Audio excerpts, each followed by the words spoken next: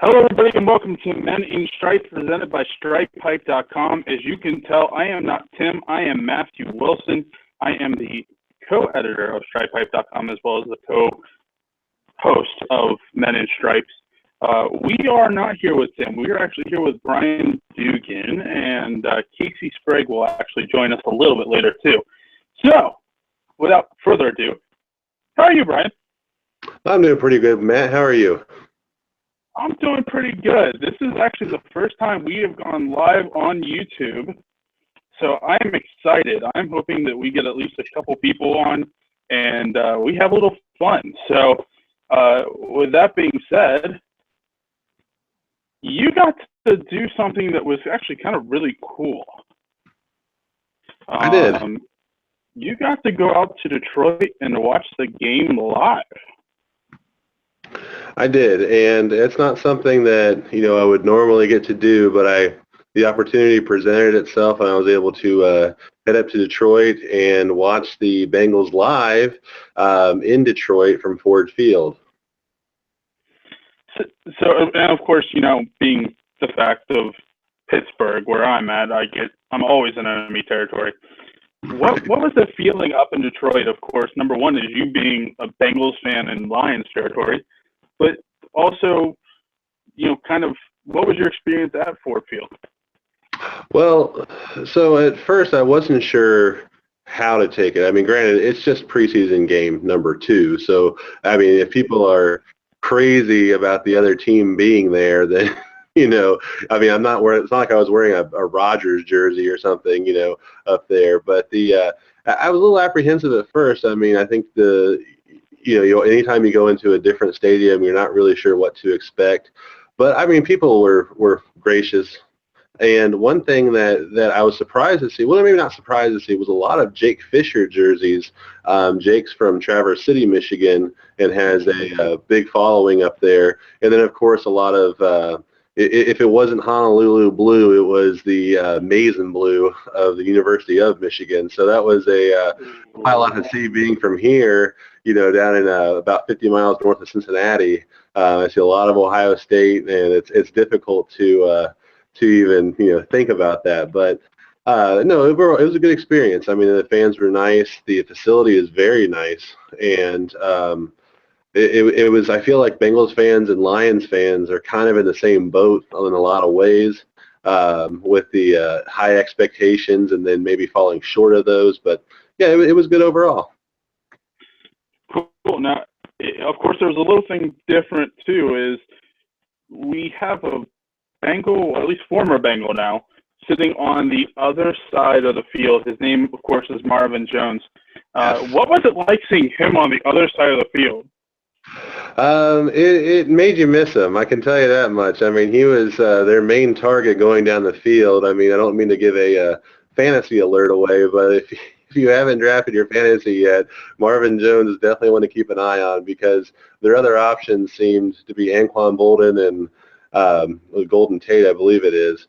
And seeing him on the other side, one-on-one against Drake Kirkpatrick was a little bit weird, but it had that signature Marvin Jones look. It was the catch the ball with 2 hands, hold it close to the body, 2 feet in bounds, and then get up and go to the next play. So it was a little surreal, and like I said, at first I really did miss the guy. So it looks like there was, at least on my side, of course, on camera, watching it on TV, a little bit of anything you can do, I can do better with, of course, the Bengals' new wide receiver in Tyler Boyd. Pretty much doing what Marvin Jones did best, and that's making great sideline catches. What was it like seeing that play, seeing him make that great catch on the sideline? Right, and that's something that's kind of developed throughout the whole off-season program and into training camp. It seems like every day he's making those kind of plays. So to see it in a game was just like, okay, good. We can finally validate, what we've seen in practice and what we've seen in, preseason game number 1. And then now to see, I mean, basically the player, I think one of the plays you're referring to was when Andy Dalton rolled out and threw it to Tyler Boyd, and in a spot where only he could get it. And it was reminiscent to me of the catch Tyler Eifert had against the Seahawks when in the similar situation, he had to catch the ball only where he could get it or nobody was going to get it, and he reached out and got it and kept both of his, got his shoulder down inbounds, kept his body inbounds, kept great control of his body, and to see that the missing Marvin Jones kind of faded quickly at that point. I felt like we've done a good job of getting that back with Boyd. Now, one of the other guys, of course, that a lot of Bengals fans are excited for would be Cody Core. What have you seen from him, especially, again, live in person in Detroit? What did you see from him in week 2? And also, a guy I'm not huge on, but has seemed to make a good impact, at least in the preseason, and usually does, Brandon Tate. How have those two really been kind of a key part of at least what looks like to be a depth portion of the wide receiver core? Right. Well, first, with Cody Core, I mean, he's the guy that was in the shadows of Laquan Treadwell at Ole Miss. So he's a guy that just did not, if you saw the Treadwell tape, then you didn't see Core. So it was a guy that I was new to, but he's that big body wide receiver who catches the ball. And he now at this point, he's earning trust from both McCarron and when he's been in with the first team with Dalton. He just feels like a guy that's going to make the 53. I mean, he feels like that guy. Like if it comes down to that roster spot, he's going to be there. Brandon Tate is Brandon Tate. I mean, he's the guy that he's getting a lot more work with LaFell out. He's getting a lot more work, obviously with no Jones and no Sanu. But again, there was a play that comes to mind along the sideline where he threw the ball and it hit off his body and his hands, and it's kind of like that's kind of what you get from Brandon Tate. You get a guy that makes spectacular catches like he did last year against Kansas City, diving and then getting up and running the ball in the end zone, and then he drops an out route. So it's kind of just the story of his career. But he also, I feel like, will make the roster only because he's the guy that Marvin Lewis sends out to catch punts, and he'll sure-handed them, and then he'll be done. And that's kind of what Marvin Lewis wants. So, but I feel like Cody Core is the kind of guy that could replace Brandon Tate or, at least challenge him for another roster spot. No, absolutely. Of course, we saw another Bengal unfortunately go down with Jake Fisher. Not something we want to see, especially at this point. Of course, Cedric Ogbuehi kind of being injured as well.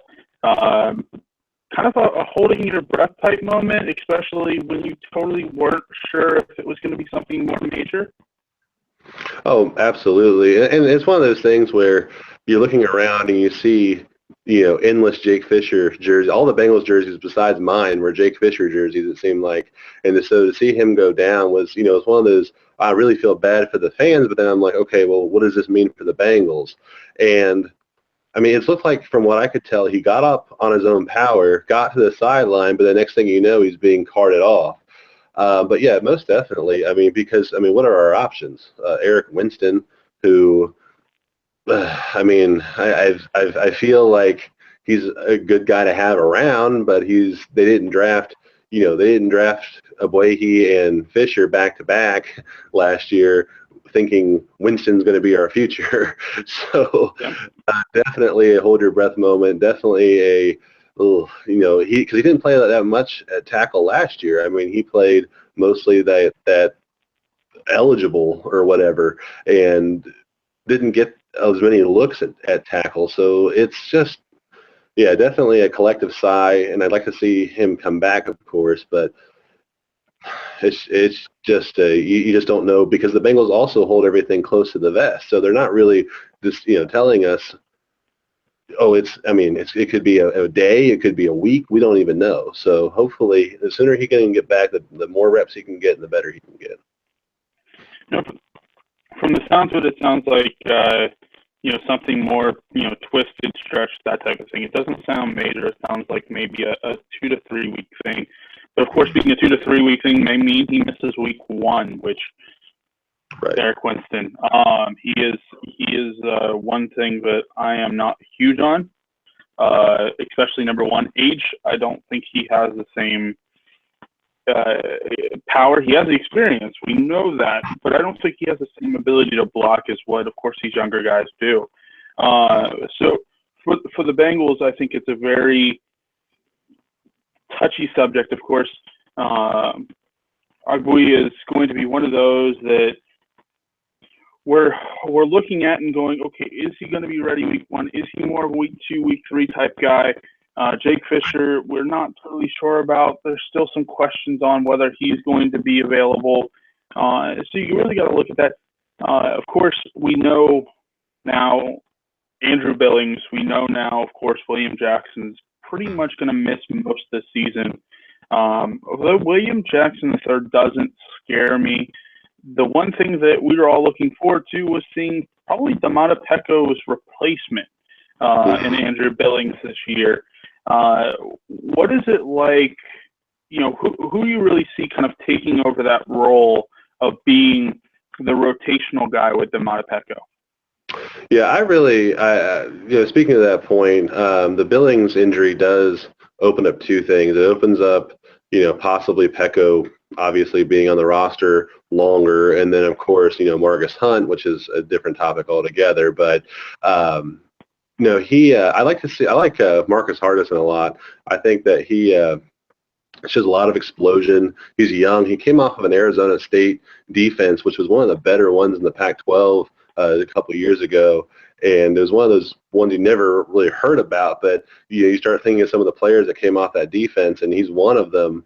And I feel like he can really get through the defensive line and be that guy. Billings may have had a limited role. I mean, yes, he could bench press me and you, but he may have had a limited role because the Bengals just don't seem to play rookies, and they let them learn the system, and do their time, quote unquote, to get into there. But yeah, with him, but he also probably was a guy that was going to make the 53. So, it does open up that spot. But I do like Hardison a lot. I think he's shown a lot. I feel like he's, when he's in the play, he's in the backfield. And I think that, he could really, really benefit from having that extra time. Now, even talking about Marcus Hunt, he's really changed up a lot of stuff, kind of gone back to what he did in college to try to get himself ready. Did you see anything that really stuck out about Marcus Hunt and his preparation and even how it may have affected him from what we've seen previous years into what we've seen in the preseason so far? From preparation, no. I think that we're getting more of the same. Marcus is the kind of guy that at his size and strength and speed should just be overpowering offensive linemen in this league. I mean, when you have a Geno Atkins that, yes, he's 6 foot and 300 pounds, can get below the pad level. When you have a guy like that blowing people off the line, and you have a Carlos Dunlap with, arms that are 9 feet long, it seems like, to get to the quarterback, you really have to impress along that defensive front.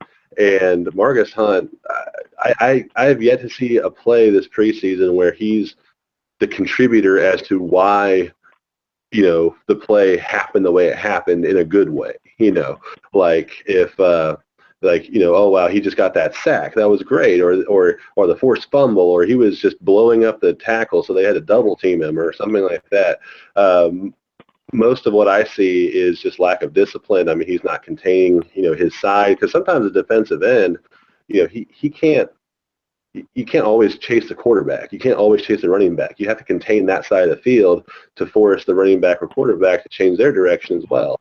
So I feel like from a football standpoint, we're just getting more of the same. Physically, he looks fit. I mean, he's a big dude. I mean, he just noticeably looks large on the field, and not large in a bad way. I mean, he just looks like a big guy. And with all that size and strength and second-round pick, and his name means wolf in Estonian, I guess I expected him just to be tearing up offensive lines, and so far I see him.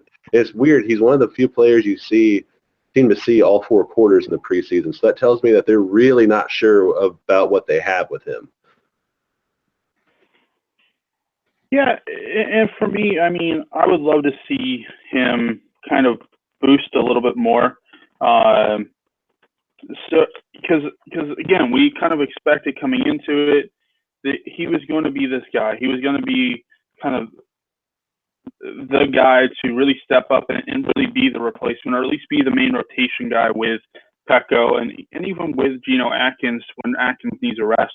We really haven't seen that so much from him. And so, when we heard about him going off and kind of going back to his roots and going back to how he prepared in college, which made him successful in college, I really got excited, and I really wanted to see what that brought us. I haven't seen so much of that. And so there again, of course, I'm fairly limited. I'm watching things on kind of replays and stuff like that, so much more than I am live, although I'll get to see the Jacksonville game live, of course, because it is on Sunday Night Football on NBC. So I'm really excited about that, and I'm really excited because we'll be posting articles live about the game, about different events in the game, things like that, because this is expected to be the first team's main main game back. Mm-hmm. And so we're going to probably see them the most in game 3. And so what I'm looking for from them obviously is going to be who can step up in the first team, who can really be the guy. And so obviously we know Domata Pecco is going to be there. We know Geno Atkins is going to be there. We hope that Marcus Hunt's going to be there. It's just a matter of who is going to be the guy, the top guy to come in right after that. And so there's a couple positions in question there. I mean, obviously we saw in game 1 against wow, I'm doing great in remembering things like always. But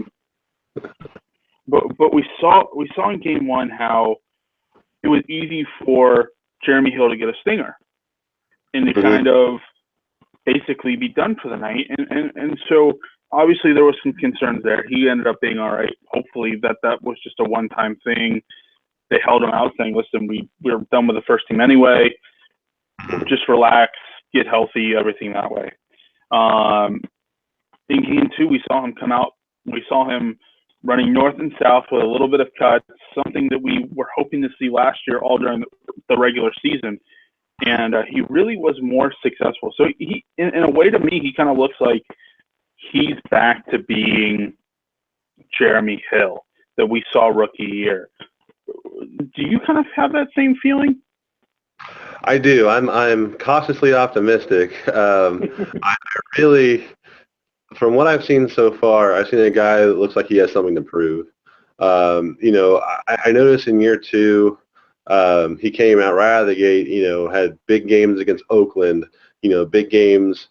Trying to think. It just seems like he was against Kansas City. I think was another game that and it was just kind of like the Jeremy Hill show, like, I know that sounds bad to say that, but I mean, a second-year guy, every time he scores, he's doing a big dance. There's nothing wrong with that. I mean, the NFL's kind of the no-fun league anyway, but I mean, for a guy that, really needs to focus on that, especially after the way the season ended, and then some of the games, him not even being there, it was just like Gio was the main guy. So, fast forward to, preseason game 2, I'm watching, and I see a guy waiting for the play to open, which is what running backs have to do, because the running backs are much faster than the offensive linemen that are pulling in front of them, for example. So he has a play on the touchdown play. He had a read where Bodine and Clint Bowling both pulled and opened the hole for him, and he cut the seam, and then it was just him and the safety. And he makes contact and then goes in the end zone, which is what you want your running back to do. You want your running back to force contact in the secondary and then, go and score if needed. Well, it's interesting, in the interview after the game, he even said, once I saw the safety back off and the linebacker slide over, he said, I knew I had 6 points. And it's just that kind of football IQ is what you really, again, I'm optimistic. I want to see more Jeremy Hill, but I felt like, man, he really might be back. I mean, he really looks way better and way different. And then after his touchdown score, he just handed the ball to the referee and ran off the field. And I felt like that was just a show of, look, I've done this before. This is what I'm expected to do. Doesn't mean you can't celebrate. Doesn't mean we're not going to see the dances in the end zone, which we all like. It's just, let's accomplish this first. And that's kind of what it felt like. And I think I agree with you. I'd like to see him back. Yeah, I mean, and one of the big things, obviously, too, that I would like to see from the running backs is I would like to see them kind of working together, and I would like to see them put a complete game together. Because when those two are on, when they're getting more than 100 yards a game together collaboratively, you're seeing this team do so much more and be so much more successful. Right. And that's something that I think that, number one, makes most of us excited to begin with, but also just the fact that, when we see stuff like that and we see these guys really, working together and being successful together, you see what this team's all about. Mm-hmm. And so we see more of what Bengals football really has stood for so many years. Is a balanced offense that works together. We don't have to rely heavily on the pass, because when you rely heavily on the pass, no offense to Andy Dalton, we saw him throw more interceptions. Right. And so we don't want to see that. We want to see down the field passes. We want to see them take a few risks, but we want to see them move the ball effectively. And we really saw that in Detroit on the first series. We saw them move the ball effectively. We saw them move the ball into what we hoped was going to be probably the best situation for what we had hoped for. Of course, we wanted to see that week one. Mm-hmm. We saw them do a fairly good job, and then we saw Mike Nugent miss it. And then we saw him miss it again this week for the second time. Right. So there's another cause for concern, and that really comes at your second most scoring player on the team missing essentially what should be his forte. Right. The 45 to 50-yard kick. Concerning to you that Mike Nugent's struggling so far this preseason? This is such a loaded subject, only because we've seen the kicking carousel before, right? I mean, we've seen it with Pittsburgh last year, with Sweezum going out and them trading to get Josh Scobie, who was terrible, and then finally, relying on a rookie. And concerning, yes. Do I feel like Nugent will handle it? I do, but to not at least try out another kicker at this point, I think would be almost negligent by the Bengals, considering so many games can be won and lost by 3 points, by 2 points, and I think a lot of people think, when they think of Nugent, think back to the Carolina game where it was a tie and, Dalton drove him down the field to get, in field goal range. This is, 3 years ago now, 2 years, at least 2 or 3 years ago now. And then even back to like 2012 when Nugent was hurt and the Bengals signed Josh Brown and he kicked them into the playoffs at Pittsburgh, it's like, that's what we expect. We expect you as a kicker, you have, quote unquote, one job, as a kick field goals. Truth be told, Nugent's about 85%, 84%, I think, kicker, which is right at the league average. So what we're going to get from Nugent is about average, league average at least. I think he'll clean it up, but I think that if we go down to Jacksonville this time of year is a hot, humid place that could very well be rainy. So if Nugent struggles in that kind of environment, I think it is time, at least to look at something else, to maybe give him that feeling, that spark that he needs. Because, I mean, you read the reports now, the Bengals are, we're not concerned. It's like, well, you have to be concerned because, your kicker is missing kicks in games, especially preseason games, indoors. Mm-hmm. Yeah, I mean, and the hope is, obviously, you want to see, of course, Nugent and Huber are both Ohio guys. Both are liked by pretty much everybody in Cincinnati. But at the same time, it almost feels like going back to the whole Mike Brown loyalty thing. And it may come back to the loyalty to a fault. The question is, especially with this team wanting to get to the next level, seeing a desire to get to the next level, is it going to prohibit them from getting to the next level? It's very possible. First thing, definitely, I agree with you about the local guys being, beloved in this area. I mean, Nugent went to Centerville High School, which is near me. Again, about 40, 50 miles north of Cincinnati. Went to Ohio State, of course. Was picked by the Jets. Was kind of, I don't want to say like, he was he didn't have his greatest years with the Jets. We'll just say it that way. And then he comes to Cincinnati and has done again about league average in Cincinnati. But from a loyalty standpoint, I think we do see that a lot from Mike Brown. Mike Brown loves the guys that he picks. He loves the guys that he drafts. I think that's part of the reason why Marcus Hunt wasn't cut last year. This is a guy that's a second round pick that he drafted. I feel like that there's times where roster spots are like Mario Alford, for example, is another guy that was drafted in the 7th round that you don't really see a whole lot of in preseason that last year or this year. But again, he's a guy that Mike Brown drafted, so they're going to continue to give him opportunities. But will it cost them? I think it could. I really think it could. I mean, I think it's one of those things where I mean, Huber's a guy that is just sometimes unbelievable. From what I've seen him, there's times where he'll just drop every punt inside the 5. And I think that he's fine, but I do think it could cost them. I mean, the kicking game is so important. I mean, we went through this with Shane Graham. The Bengals went through this with, now with Nugent. It's like, at what point do you think, maybe we should pull in a kicker? No, absolutely. And so let's reset here real quick because we now have actually no, Casey for some odd reason got dropped, so we're gonna have to find out why he was there. So we'll reset here in a second. We'll try to get Casey back. One of the big things, obviously, that is still kind of a question mark is Brandon LaFell. Was he much of a factor in the Detroit game?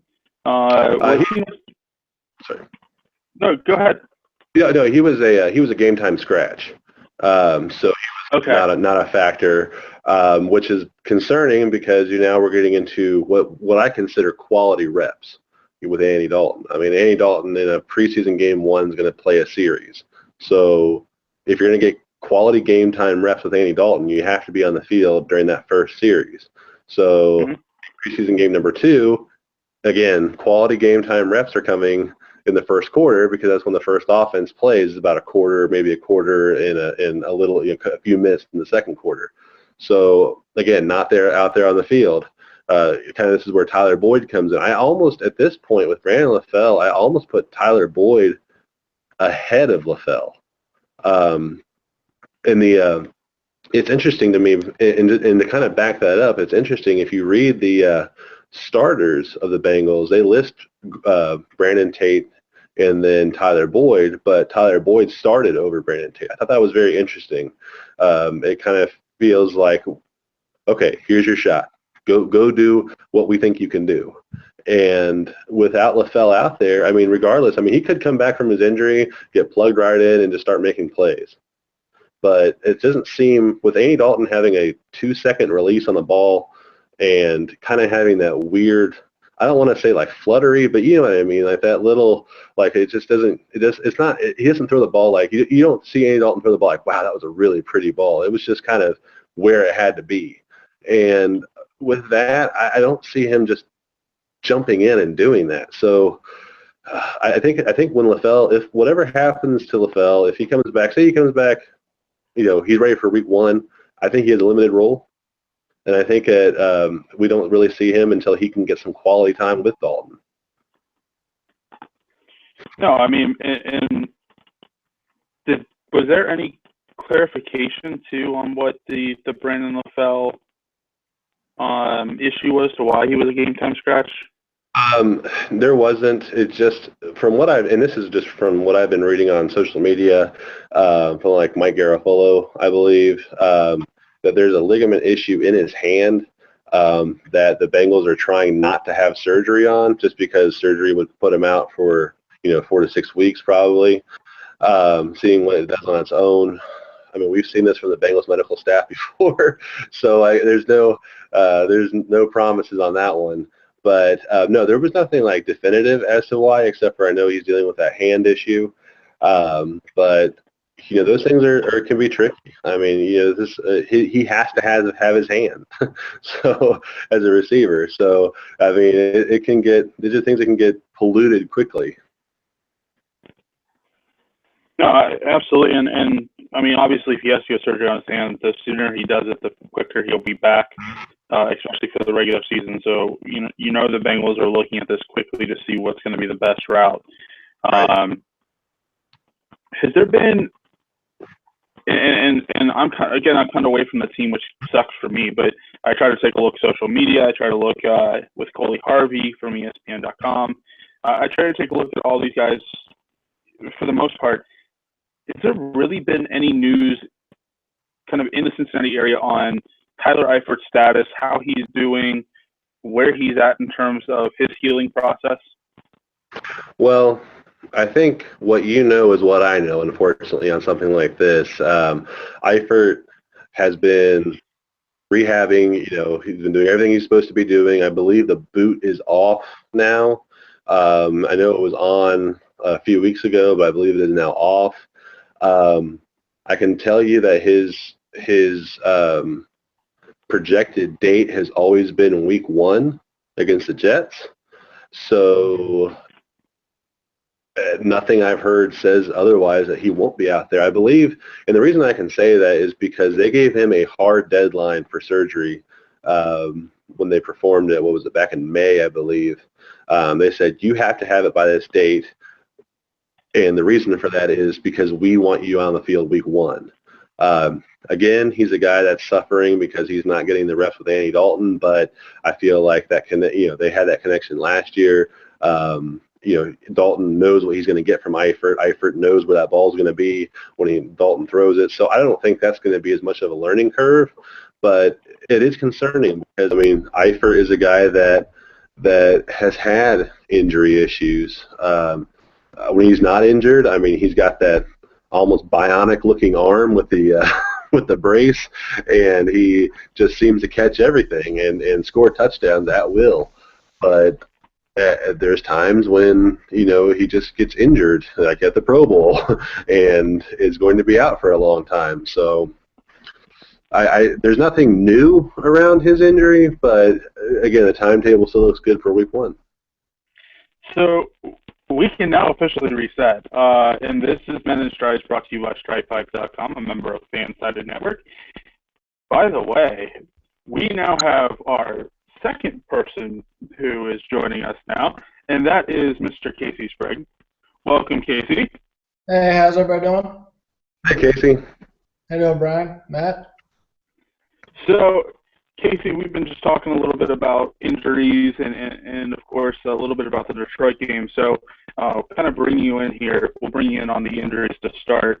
Has there really been anything that you've seen so far that is concerning about the amount of injuries early on in this preseason? I'm not sure if I'm going to hit concern quite yet. I mean, the offensive line is always my biggest worry going into a year because I think the offensive line will make or break your team. I mean, with Fisher's problems and some of the other injuries, that does make me a little bit concerned, but they got a few weeks to get healthy, so I'm not hitting the panic button by any means. So one of the big things, obviously, too, coming into this whole thing is we talked a little bit, Brian and I talked a little bit about Andrew Billings. Are we really going to be missing anything from Andrew Billings being out, or was he not really going to be a factor so much this year, in your opinion? I don't think he was really going to be that big of a contributing factor as of yet. Maybe down the road, but right now, not really. One of the other things that we kind of talked about, again, was the Detroit game. Brian was there live, which was really cool because we got his perspective there. From what you've seen in the Detroit game, is there really anybody to you who stood out in that Detroit game? Well, stood out in a very negative way would be Mike Nugent. He was absolutely atrocious. I mean, he's looked awful the entire preseason. I don't know if it's just his age or what's getting to him, but it may be time to find a new kicker, in my opinion. That was one thing we actually were talking about very, very recently. Mike Nugent of course, was questionable 2 seasons ago. We had the huge tie with Carolina when he missed the overtime kick. There was some few key kicks that he missed last season. Obviously, this early in the preseason, you're just hoping it's getting the kinks out, things like that. This is definitely kind of seeming to be a concerning trend. Who, in your mind, or at least what path should, and this will kind of go to both of you, we'll start with Casey and we'll go to Brian then. Casey, what is really the path the Bengals should take in finding a new kicker? Should it be something that they trade for? Is it something that they should look more towards free agency because there's just kind of a pool out there? What kind of path should the Bengals take in possibly looking at a new kicker?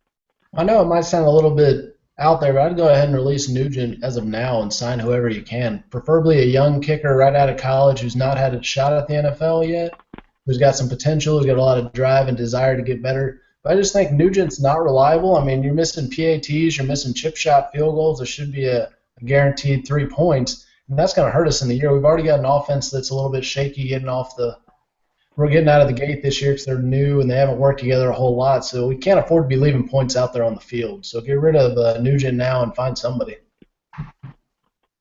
Brian? Well, I think that I'm not sure if I go that extreme, but I do like your thought process. I do like bringing in somebody else. Again, there's got to be somebody out there. I mean, there's plenty of kickers that have gone through college. There's plenty of veteran guys that are out there. At least bring somebody in to challenge him and go and have a kicking competition. Have them alternate throughout the preseason. I mean, that's kind of what we have preseason for.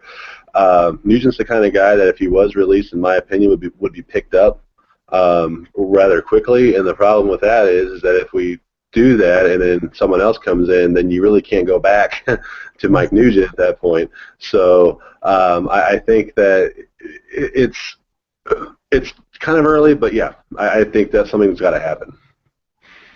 So is this a thing where they could possibly go into the second round and draft a kicker like the Bucs did for some random fact of even picking up? And granted, don't get me wrong, Florida State's kicker was Roberto Goyo, I think is how you pronounce it, is a talented kicker, but the second round.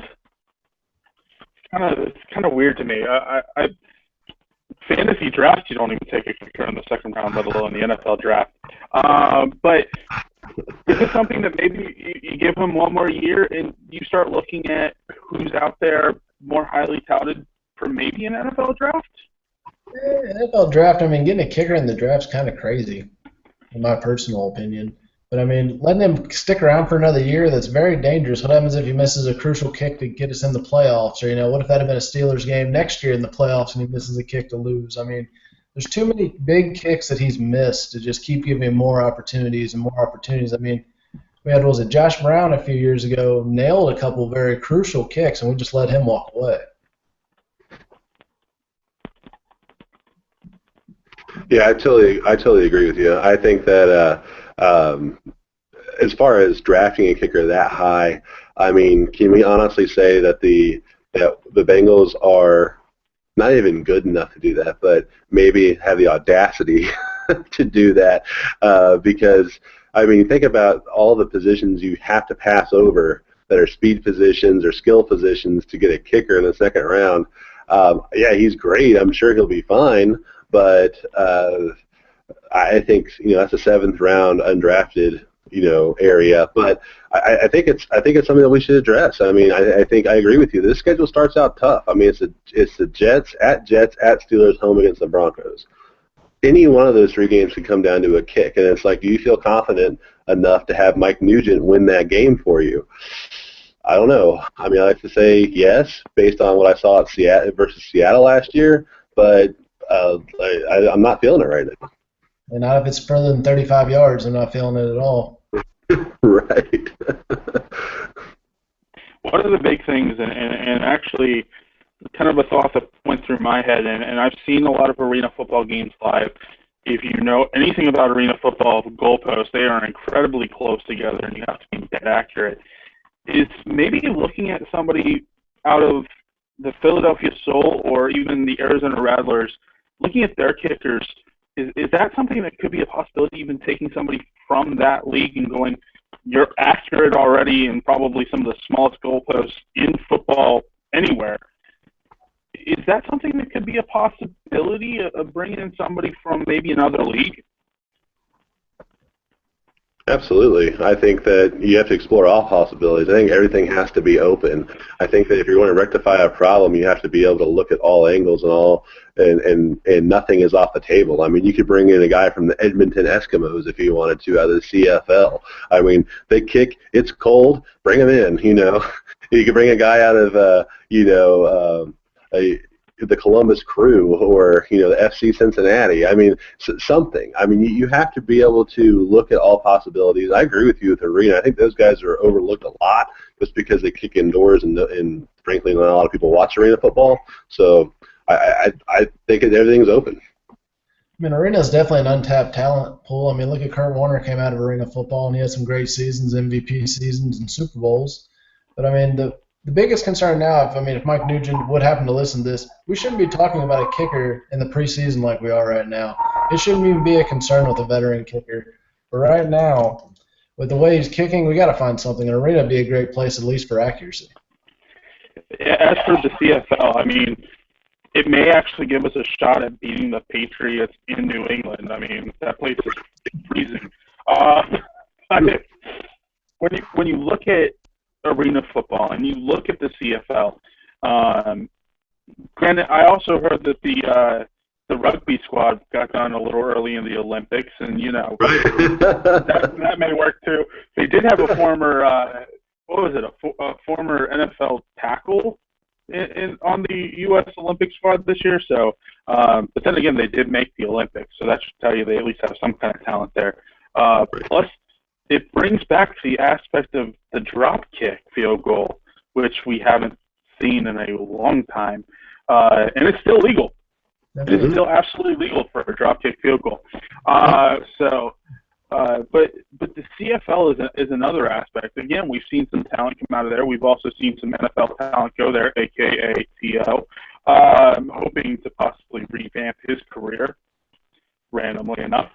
But with the CFL, do we see a lot of parallels between the NFL and the CFL, minus the goalpost being in the front of the end zone? You got talent in the CFL, and I mean it's football just like anything else. I mean, you do have some slightly different rules, but people who have been really successful in the CFL have had good NFL careers. Doug Flutie, who also, if I'm not mistaken, had the last drop kick for a field goal. I mean, maybe bring a guy like Flutie in, we could have a kicker and a quarterback. You stole my thunder, Casey. Yeah, he did. That's one that I remember too.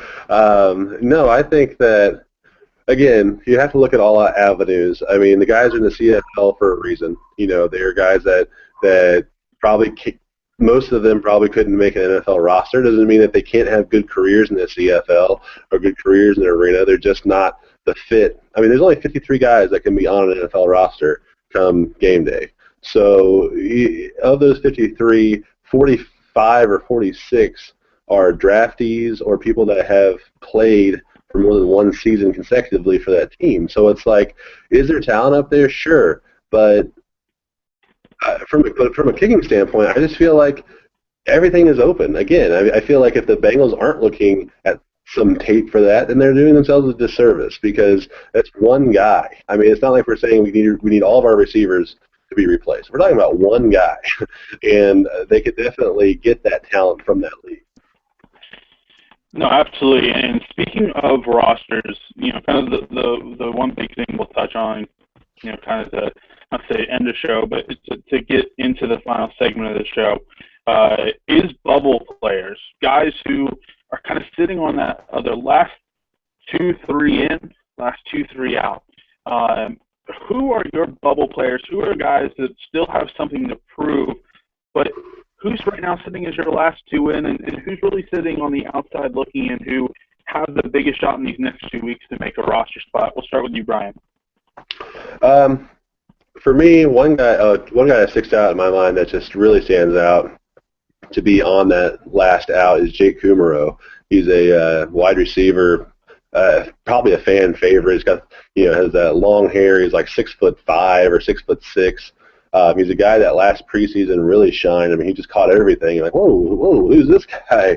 And he's had a couple opportunities this preseason and really hasn't done much. I believe against Minnesota he lost one ball in the lights, and then against Detroit I really didn't see him out there hardly much at all. So that can be telling. Sticking with receivers, and a guy that has a lot to prove that I still think may not make this team is Mario Alford. This is a guy that, you watch his tape from West Virginia. He's just all over the field. He's got this blazing speed. He looks kind of small, but so is Andrew Hawkins, and but he just does not. He's not getting in there. He's not getting the playing time. He's not returning kicks like we thought. He's not in the slot like we thought. So I think that he is kind of going to be. I think those are two guys that I would have expected to make this team. I think they'll be let go completely. I don't even think they'll have a practice squad capacity, possibly just because of the lack of depth at receiver. But I just don't see it. Last two guys in, I think P.J. Dawson is on that list. He's a guy that we're still waiting to see more of. This is the Big 12 tackling champion, with like 140 tackles, or I think it was like 125 or so for his senior year at TCU. He's a guy that was acclaimed this, acclaimed that, and we haven't seen him. We just haven't seen it. I think he's in because he's a third-round pick, and he still has a long way to go. But he's still going to be a rotation guy. And then lastly, a guy that that is going to make the team, I think, is going to be Cody Ford. We talked about him earlier. Again, coming off that wide receiver position, he's a rookie out of Ole Miss. He's a guy that he's big-bodied, which is everything. He's getting reps with the one. That tells me right there that he's going to be one of the last picks, but he's going to be like number 52, number 53. So it'll be fun to see, my guys. Casey? Well, we had some similar things there. You stole a little of my thunder with Mario Alford, because I agree. He's just not produced very well in the preseason. Everybody talking up, well, he's going to be our kick returner, he's going to be our punt returner, he can handle all this. So I think he's definitely going to be on the outside looking in. And Alex Erickson could be the guy taking his job, very likely. I think he's going to make the roster. He's got a lot of potential, explosive across the middle. I feel like he could almost be like an Andrew Hawkins type player across the middle. And as far as kick returning, I don't want to see Brendan Tate. I really don't want to see Brendan Tate touch a ball at all. So, if you get anybody back there besides Brandon Tate, it'd be fantastic. And Pac-Man, we need him to actually, play a nickel or play regular corner. So we don't want to get him hurt, because our depth at corner always makes me nervous. We got a lot of young guys, but they always seem to get hurt. So I'd like to keep Pac-Man healthy and on the defensive side, so let's get Erickson back there returning kicks. P.J. Dawson actually had him the other way. He's on his way out. He's looked pathetic. He's over-pursuing. He's not making tackles. He has no gap coverage. I think it was against Detroit. He just cut down right the middle, and they went right around his gap and got a nice big gain. So, he's just not doing his job. And last season I was impressed with the few opportunities he got. And it seems like he's just not improved. I know he's still a young player, but in this day and age, you could find somebody better than him to give a roster spot to than have him make a mistake in a big game. Well, first off, Casey, I'm going to have you talk to Tim about Mario Alford, because he seems to think Mario Alford is like the second coming of, and I always blank on the guy's name, from the Steelers, who is just ridiculous at returning kicks. But for me, the last two guys out, P.J. Dawson is really on my tag there. I really have to go away from P.J. Dawson just because, again, he hasn't really shown much. Somewhat more of a liability. Maybe he's a practice squad type guy, at least for 1 year. Try to get him some reps, but away from the NFL, away from the pressures of the NFL. However, a guy who is, for me, a guy who's kind of the last one in, and maybe this is because of injury, maybe this is because of being that kind of that third guy, even though he was there, is C.J. Uzomah. And he's one of those guys that he can provide some depth, especially when you need it, but at the same time, there is some promise there. And so if for something happens where Croft is, say, out, or Tyler Eifert goes out for whatever reason, you don't have to rely on Hewitt, and you can keep Hewitt in the backfield as your fullback type player, halfback type player. But at the same time, I want to see more from him. I want to see him kind of prove that he can really step up in that role, and you don't have to bring Hewitt into that place. Another guy who I'm hoping, and granted, probably not going to be out, he's probably going to be one of the last guys in, is Brandon Tate. I am not a fan of Brandon Tate at all. Brandon Tate to me is the epitome of Mike Brown being loyal, but at the same time, he then makes these catches that you sit there and go, why can't you make the routine catches? You have to at least give us something that tells us you got to keep me on the team, but then you throw him a regular pass and he drops it. So for me, I hope he's on the outside. He's probably one of the last guys in, and the final guy for me is going to be Mario Alford. I think he's on the outside looking in. Again, a guy you probably could throw on the practice squad as a guy to go up against your corners, just because he is somewhat talented when he gets a chance. But at the same time, these guys have options with Jake Kumro. These guys have options with Cody Core, with Tyler Boyd, with Brandon LaFell, with even Brandon Tate. And so, for me, Mario Alford would either be best served as a guy who's your practice squad first wide receiver, especially if you can keep Kumaro there and be one of the guys who's on the inside. If for some odd reason you cut Kumaro, I say you got to kind of let let Mario Alford go. So for me, that's kind of my bubble there.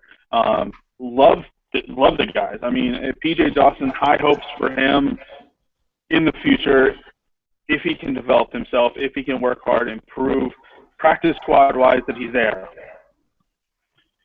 But he hasn't proved anything on the 53-man roster. He needs to kind of take a step back, take a step down. Yeah, I definitely agree. I think the Bengals are a good team. They are deep at about every position and have lots of talent about everywhere. So we're not doing guys favors, keeping them because we like. The goal is to win. The goal is to be a perennial, and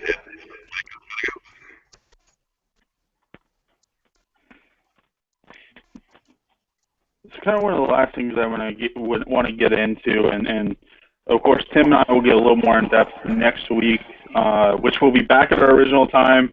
We'll be back on Thursday. Is looking forward to Jacksonville. Jacksonville is a week away. What do we have to see from the guys who are starting level guys? What do we want to see out of them, especially since this is probably going to be their biggest test and even probably their most contribution we'll see all preseason from these guys? What are we looking to see from the first team? So the biggest thing I'm looking to see in the first team is actually from Andy Dalton. He's been very reliant on A.J. Green thus far in the preseason. I mean, I think he's targeted and thrown to him more than anybody else, which is great in the regular season when you've already had a complement of players you're comfortable with. But, I mean, he's not throwing to Boyd a lot. He's not looking at the tight ends. He's not looking at the backfield. He's just going to his number one. We all know that he can throw to A.J. Green, and we know A.J. Green can catch. So why can't we see him spread the ball a little bit more to show that he's getting more comfortable with these new receivers, other tight ends playing positions, and Gio coming out of the backfield? Because that's been a Pro Bowl selection all the way around, Dalton throwing to Green. We know that can happen, but if he's double covered, is Dalton going to be comfortable enough throwing to other receivers?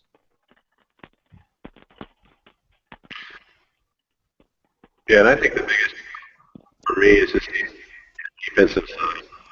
I agree. The offense, what they're going to do, what's the side, see, Nick Vigil playing time with Carlos Dansby, with Vontez Burfict out. Does can Drake or Patrick cover either Allen Robinson or Hearns? Can is problem is they get pressure. I mean, I felt like the pressure in Detroit was inconsistent at best. Dunlap, what he does, he tomahawks the ball away and squirts out 15 yards, and they have the ball. And I felt like up to that point it was just lackadaisical. So his defense, what they can do, fired most of they would go brought in a lot of new fans. What kind of for me, it's more what they can do. Yeah, for me, I mean, Andy Dalton is going to kind of be a key factor there. Of course, we know that A.J. Green's going to be his main target. However, my big thing I want to see is I want to see a little bit more of the Jeremy Hill, Giovanni Bernard tandem. I want to see how they work together. I want to see them contribute together. And I want to see how they really mesh and how they use them, because we always hear about thunder and lightning. We love thunder and lightning. But at the same time, it's been very important over the past season for them to keep going. And a lot of their wins came when they had over 100-plus yards. And so balanced offense is going to be key. And if the running game can get going, if the running game can kind of prove to be there, I really see them having a successful season once again and vying for at least defending the AFC North crown. So the rushing game is definitely going to be important, and I mean, I almost wish they'd have gotten one more running back. I mean, if you look in '88, they had a great trio of running backs. So it may be nice to give us one more option if Hill's having trouble, because Gio, love the guy, great talent, good on the outside. He can't run up the middle. No matter how much they try to say he can, he cannot run up the middle. How many 3rd and 1s has he been stopped on? So Hill's got to get it going if they want to be successful. Yeah, I really wish they just brought in one more good running back. With that kind of being said, we've seen a little bit of Rex Burkhead in this preseason so far. I mean, and of course, Brian, you were in Detroit. How did he look, Brian, in Detroit, at least playing with that second team? I thought he looked great. I mean, I was almost surprised because I hadn't seen a whole lot of Rex Burkhead. In fact, the last notable Rex Burkhead sighting I have, if I can think of right off the top of my head, it was in the playoffs against Indianapolis when it was like the Rex Burkhead show. So seeing him come out and really command that part of the offense in the sense that you would see him run the ball, you'd see him do this, you'd see him do that, and get up and down the field. He reminded me of Brian Leonard a lot when he was here, and I think that he could be part of that trio. But it's that they signed Gio this offseason, so if you put a guy in there that shines brighter than him, is he going realistically going to get a lot of playing time? My answer is probably not, but I would like to see him in situations because I feel like he's the guy that's going to fight for extra yards and get those hard first downs. Like you said, Casey, I mean, Gio, I had never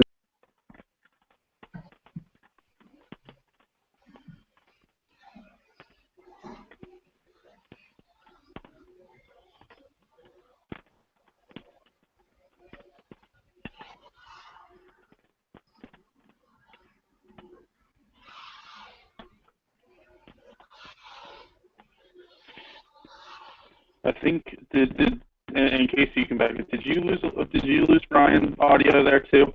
Yep, I think we're having technical difficulties. Brian, can you still hear us? Okay, because I know we can't hear you. I don't know why, and I know I've had a little bit of audio issues too, especially dealing with Skype. Luckily, we're dealing with Google Hangouts. I haven't had too many issues, but Tim has. Tim has had audio issues on Google Hangouts with me, so we'll see if we can get your audio back. I know you were talking about, and you had a great point in terms of outshining Gio, the kind of the thought there, and even kind of the thought of seeing, wanting to see, kind of like me, I liked Rex Burkhead out of Nebraska. I thought he was a great player coming out of Nebraska, and wanting to see a little bit more involvement from him because of some of the stuff we've seen from him.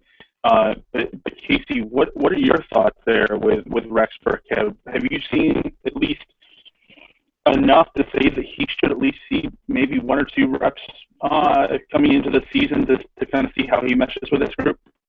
Well, it all just depends on, what the offensive coordinator is willing to do with him. I mean, if he's going to just use him as that situation guy that everybody knows, okay, he's coming in, it's either going to be this play or that play, then he's not going to have any real impact. If they put him in there, first or second down and mix it up a little bit, let him take it for a dive, a couple sweeps, mix it up, he's a guy who has unlimited potential in my mind because everybody's underestimating him.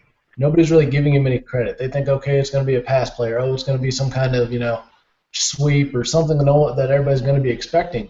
But if you give him regular reps, especially if a Jeremy Hill has a season like last year where I don't even know if he showed up to the games half the time, and Giovanni Bernard, they keep trying to put him up the middle, and he can't run up the middle. He just can't do it. What is he, like 5'9"? You can't have a 5'9" guy try to run up the middle on a 6'6" guy. It just doesn't make any sense. So Burkhead could have a lot of success. It's just, are they going to give him the time and the reps and the opportunities out of just the ordinary third running back plays?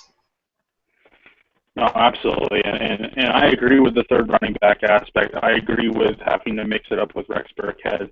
I think the 3 of them could do something special with this team, keep you kind of guessing, especially since 2 of the 3 have great hands out of the backfield in a passing situation. Rex Burkhead has decent hands. We've seen him play kind of with the receiving core, especially last year in the preseason. We hope to see a little bit more of that in the regular season, which we didn't get a chance to. And of course, we know Jeremy Hill is sometimes struggles with his hands. Of course, Giovanni Bernard, another great hands back out of the backfield. We've seen him catch a lot of passes. Jeremy Hill's kind of looked, at least initially this season or this preseason, decent with catching out of the backfield. He has potential. If he can develop that, you're talking about keeping every defense guessing on what this team's going to do, especially with all 3 guys in the backfield. But with that being said, I know we're kind of running on the hour time frame that we normally do. So, guys, I very much appreciate you guys joining us in Tim's absence. I know Tim wanted to get this taken care of. We were actually going to do this after the Bengals game on Thursday. He fell asleep, so I don't blame him one bit. I am going to be extremely tired as I go on with I'm going on a radio show that is in Minnesota. I go on it, of course, Eastern Standard Time at 11:05. So I am going to be extremely tired tomorrow, but I don't blame him one bit. So, guys, thank you again for joining us. We hope to have you guys back, of course, because both of you are awesome. You know your Bengal stuff. We love talking Bengal stuff with all of our writers. And so thank you guys for joining us. Brian, I know you were with us the whole time. Casey, we fully understand family-wise why you had joined us midstream here. But it was such a pleasure to have you guys. So thank you guys so much. This is Men in Stripes, presented by StripeHype.com, a member of Fansided. If you guys haven't yet, please hit the subscribe button on our YouTube page. If you guys haven't followed us on StripeHype on Facebook, please do. If you guys haven't followed us on Twitter at Men in Stripes FH, please do. Also at StripeHype. We will constantly be doing this. I hope more live shows. I hope more live streaming, getting even some more of the audience involved as we go, as we get stuff kind of figured out and handled. So, again, guys, thank you guys so much. We will see you guys hopefully on Thursday in a big hoo-day. Hoo-day.